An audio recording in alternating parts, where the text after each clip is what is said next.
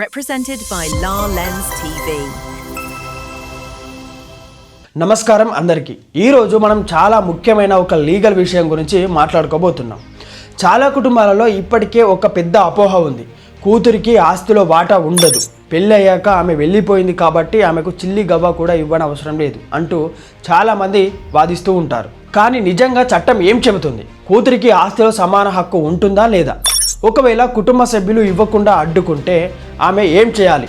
దీని గురించి ఈ వీడియోలో మీకు పూర్తిగా క్లియర్గా లీగల్గా అర్థమయ్యేలా స్టెప్ బై స్టెప్ వివరించబోతున్నాను.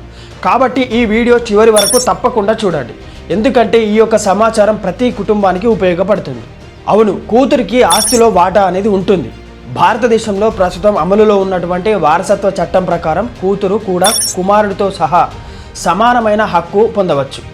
ముఖ్యమైన విషయం ఏంటంటే హిందూ కుటుంబాలలో హిందూ, సిక్కు, జైన్ కూతురు ప్లస్ కొడుకులు కోపార్సనరీ అంటే సహవారసులు అవుతారు. రెండో విషయం ఏంటంటే పుట్టినప్పటి నుండి తండ్రి ఆస్తిలో హక్కు అనేది ఉంటుంది. మూడో విషయం ఏంటంటే పెళ్లి అయిందా లేదా అనే విషయం సంబంధం లేదు. నాలుగో విషయం ఏంటంటే తండ్రి బ్రతికున్నా చనిపోయినా కూడా హక్కు అనేది ఆమెకి వెళ్ళిపోతుంది. అయితే కూతురికి హక్కులు ఉండే ఆస్తులు ఏమిటంటే తండ్రి పూర్వీకుల ఆస్తి అంటే యాన్సిస్ట్రల్ ప్రాపర్టీ ద్వారా వచ్చినటువంటి ఆస్తి పైన ఉంటుంది. రెండోది ఏంటంటే తండ్రి సొంతంగా ఆస్తిని సెల్ఫ్ అక్వైర్డ్ ప్రాపర్టీ వీలునామా లేకపోతే వారసత్వంగా ఆమెకు కూడా వస్తుంది. ముఖ్యమైన ఉదాహరణ ఏమిటంటే ఇక్కడ ఒక కుటుంబంలో తండ్రికి ఒక కొడుకు, ఒక కూతురు ఉంది. అయితే ఆస్తి అనేది 50-50%గా పంచుకోవాలి. అంటే ఇచ్చినటువంటి ఆస్తిలో అంటే 2 ఎకరాల భూమి ఉన్నట్లయితే ఎకరం భూమి తీసుకోవాలి. మహిళలకు ఆస్తి హక్కులు అనేవి ప్రధానంగా భారతదేశంలో అమలులో ఉన్నటువంటి వారసత్వ చట్టాల ప్రకారం నిర్ణయించబడతాయి.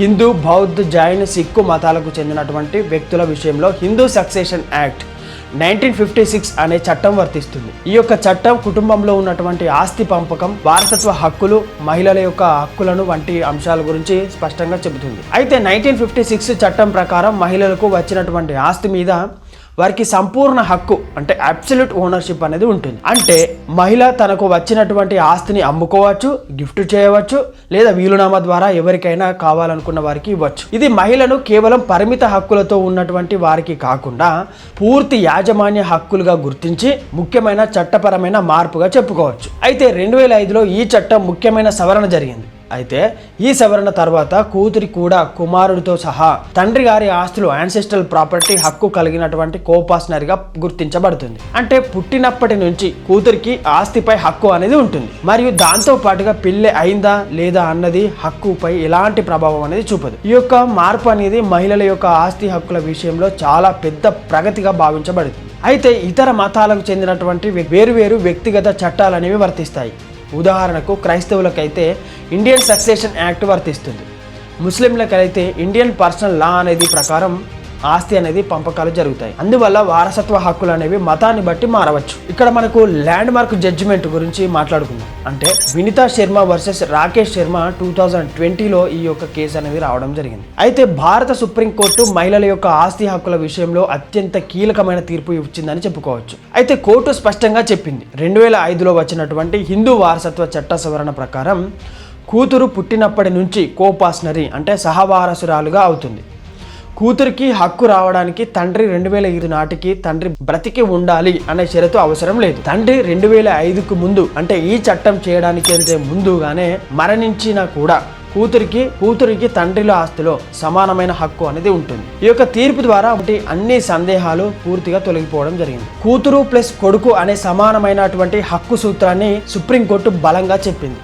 ప్రస్తుతం చట్టపరంగా ఇదే ఫైనల్ పొజిషన్గా పరిగణించబడింది. ఏంటి? వినీతా శర్మ వర్సెస్ రాకేష్ శర్మ 2020లో వచ్చినటువంటి జడ్జిమెంటే ఫైనల్గా ఇప్పుడు అందరికీ ఉపయోగపడుతుంది. మరో కేసు విషయానికి వస్తే దానమ్మ వర్సెస్ అమర్. అయితే ఇక్కడ మరో కేసుల గురించి మాట్లాడుకున్నట్లయితే దానమ్మ వర్సెస్ అమర్ 2018లో ఈ కేసు కూడా సుప్రీంకోర్టు కూతురికి ఆస్తిలో సమానమైనటువంటి హక్కు ఉన్నట్లుగా గుర్తించింది.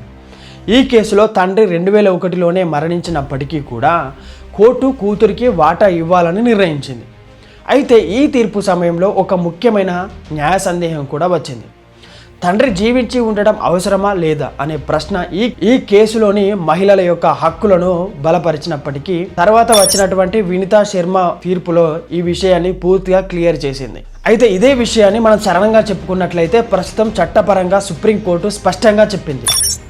సుప్రీంకోర్టు చెప్పినటువంటి విషయం ఏమిటంటే కూతురు పుట్టుకతోనే తండ్రి పూర్వీకుల ఆస్తిలో కొడుకుతో సమానంగా హక్కులు కలిగినటువంటి వారసురాలు అని చెప్పింది.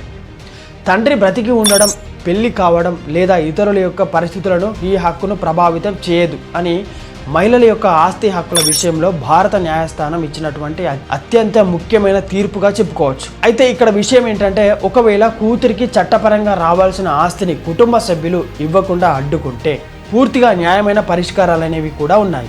ఈ యొక్క పరిస్థితిలో తీసుకోవాల్సిన ప్రొసీజర్ స్టెప్ బై స్టెప్ ఇప్పుడు తెలియజేస్తాను. అదేమిటంటే, మొదటగా కూతురు తన యొక్క ఆస్తి హక్కు సంబంధించినటువంటి పత్రాలు అంటే పట్టాదార్ passbook, registration document, family member certificate, legal heir certificate మొదలగునవన్నీ కూడా సేకరించి పెట్టుకోవాలి. ఇవి ఆమెకు నిజంగా హక్కు ఉందని నిరూపించడానికి అవసరమయ్యే డాక్యుమెంట్. కుటుంబ సభ్యులతో ఒకసారి మాట్లాడాలి. సర్దుబాటు ద్వారా పంచుకోవడానికి ప్రయత్నించడం మంచిది. అయితే చాలా సందర్భాలలో చర్చల ద్వారానే సమస్యలు పరిష్కారం అవుతాయి. ఒకవేళ వారు ఆ ఆస్తిని ఇంకా ఇవ్వకపోతే తదుపరి స్టెప్ లీగల్ నోటీసు పంపించడం. ఒక అడ్వకేట్ ద్వారా ఇతరుల యొక్క వారసులకు నోటీసు పంపించి కూతురికి రావాల్సిన వాటా ఇవ్వాలని అధికారికంగా డిమాండ్ చేయాలి. ఇది కోర్టు కేసుకు ముందు వచ్చే ఒక సాధారణమైన దశ. అయినా సమస్య పరిష్కారం కాకపోతే కూతురు సివిల్ కోర్టులో పార్టిషన్ సూట్ వేయవచ్చు, అంటే ఆస్తి పంపకం కోసం కేసు వేయవచ్చు. ఈ కేసు సాధారణంగా ఆస్తి ఉన్నటువంటి ప్రాంతానికి చెందినటువంటి junior civil judge, senior civil judge కోర్టులో వేయబడుతుంది. కోర్టు ఆస్తి వివరాలను పరిశీలించి ఎవరికి ఎంత వాటా రావాలో నిర్ణయం చేస్తుంది, అధికారికంగా పంచిస్తుంది. అవసరమైతే కోర్టు కమిషన్ను కూడా నియమించి భౌతికంగా కూడా పంపకాలు చేస్తుంది. ఇంకో ముఖ్యమైన విషయం ఏంటంటే, కుటుంబ సభ్యులలో కూతురి బలవంతంగా ఆస్తి నుంచి దూరం పెట్టడం, మోసం చేయడం, బెదిరించడం జరిగితే పోలీసులకు కూడా కంప్లైంట్ ఇవ్వవచ్చు. ఎందుకంటే అది క్రిమినల్ అంశం అవుతుంది, లాంటివి నేరాలుగా వర్తిస్తాయి.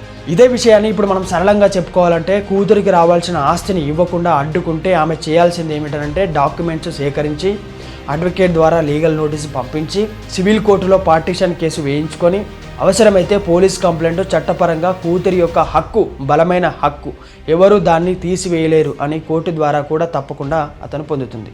అయితే ఈ మొత్తం విషయంపై ఫైనల్గా మనం చెప్పుకోవాల్సిన విషయం ఏంటంటే, చట్ట ప్రకారం కూతురు కూడా కొడుకు సమానమైన వారసురాలు. కూతురికి ఆస్తిలో వాటా ఇవ్వకుండా అడ్డుకోవడం చట్టపరంగా సరైంది కాదు. కుటుంబ సభ్యులు ఇవ్వకపోతే కూడా కూతురి యొక్క హక్కు అనేది పోదు. ఆమె కోర్టు ద్వారా తమ యొక్క హక్కును తప్పకుండా పొందగలదు. అందుకే మహిళలు తమ యొక్క హక్కుల గురించి అవగాహన కలిగి ఉండడం చాలా ముఖ్యం. చాలా సందర్భాలలో ఈ విషయం తెలియకపోవడం వల్ల వారు తమకు రావాల్సిన ఆస్తిని కోల్పోతూ ఉన్నారు. ప్రస్తుతం చట్టపరమైన స్థితి ప్రత్యేక సుప్రీంకోర్టు తీర్పు ప్రకారం చాలా స్పష్టంగా ఉంది. కూతురి యొక్క హక్కు అనేది ఎవరైనా ఇచ్చే దానం కాదు, అది పుట్టుకతోనే వచ్చేటువంటి చట్టపరమైన హక్కు. ఎవరు అడ్డుకున్నా, అది ఆలస్యమైన, మోసం చేసినా, న్యాయపరంగా పోరాడితే ఆమెకు రావాల్సిన వాటా తప్పకుండా వస్తుంది అంటూ కోర్టు స్పష్టంగా తెలియజేస్తుంది. కూతురికి ఎలాంటి ఆస్తి వస్తుంది, అసలు కూతురికి కుమారుడితో సమానంగా వాటా ఉంటుందా, ఎంత ఆస్తిని పంచుకోవచ్చు అనే విషయాలన్నింటి కూడా ఈ వీడియోలో మనం తెలుసుకోవడం జరిగింది. ఇలాంటి మరో వీడియోతో మళ్ళీ కలుస్తాను. నేను మీ కొంగటి రాజు ఫ్రమ్ లాలెన్స్ టీవీ నుండి. Thank you.